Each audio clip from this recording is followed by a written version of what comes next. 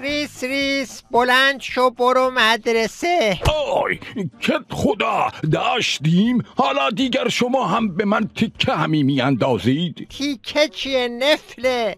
بلند شو اول مهر باید بری مدرسه سخنرانی همی بکنی. ای بابا سخنرانی چه می باشندی؟ من الان باید بروم کلاس هفتم. امسال هر طور شده از شر این 6 کلاس بودن خودم را خلاص همی خواهم کرد.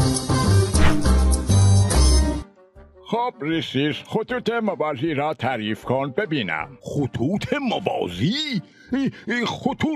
خطوط موازی در واقع همان جاهلیت مدرن است که در تحول پروپاگانی از آن گوزمان حلقوم کت خدا سر در آورده است. اوه 6 کلاسه، این مسخره بازیات چیست که در می آوری؟ قلیدون تو بگو این گوساله یاد همی بگیرد. خطوط موازی دو خطی هستند که هیچ وقت یکدیگر را قطع نمی کنند. آقا مگر می شود که یکدیگر را قطع نکنند؟ پدرشان را در می آورم. به اذن کت خدا باید یکدیگر را قطع همی کنندی.